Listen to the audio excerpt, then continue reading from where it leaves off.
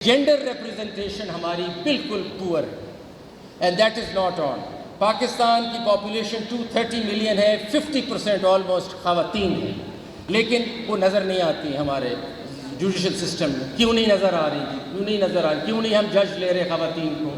सो अगर आपको मैं स्टेटिस्टिक्स बताऊँ, this is we need to bring that perspective in. आप तो ये ना समझे कि खातून को ले आएंगे, क्या एक पूरा पर्सपेक्टिव मिसिंग है जुडिशल अंडरस्टैंडिंग का। We don't know how to decide a particular matter. A woman would look at the whole issue differently, there has to be a total different lens.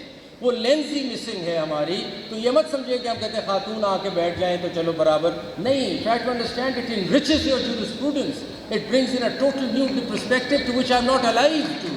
ये बात ज़रूरी है। तो अब हम देखते हैं कि हमारी कितनी है जी, 562 वेमेन है पूरे पाकिस्तान में जजेस। 3000 या 4000 जजों में से 562 जो 16% बनती हैं। हमारे सुप्रीम कोर्ट में इस वक्त 2 जजेस हैं और हमारे कुछ हाई कोर्ट्स में मिला के भी थोड़ी हैं, ज़्यादा नहीं है। So this is nothing to really write home about. हमें इसको बढ़ाना है। हम we have to take a special step towards this, that we bring in judges at the high court level, we bring in women judges at the district level, we bring them at the Supreme Court level, we get them involved in all decision making.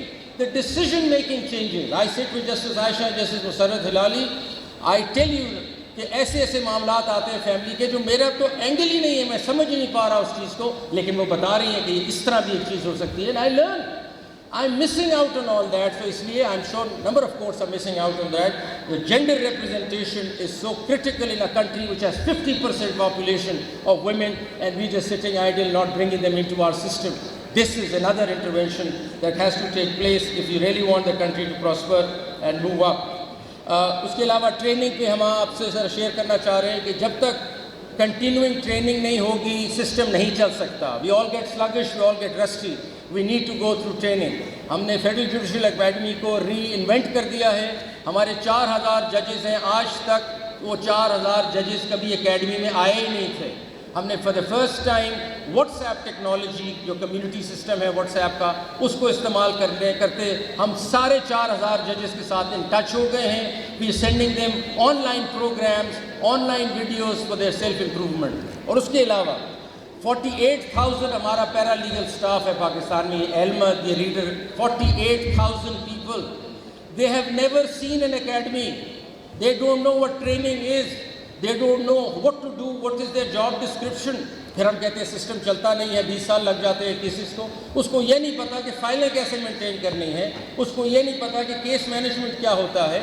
So for the first time we have reached out to 48,000 through online system, the community portal of WhatsApp, and we are now reaching out to them, giving them courses। And when I met the first batch, जो पहला मेरे पास आया batch इसका judicial academy में एलमद का और readers का, वो रो रहे थे। उन्होंने कहा ज़िंदगी में हम कभी एकेडमी नहीं आए, हमने तो देखी नहीं कि एकेडमी क्या होती है और ट्रेनिंग क्या होती है। So that's a sad state of affairs, but things are improving and we want to improve this.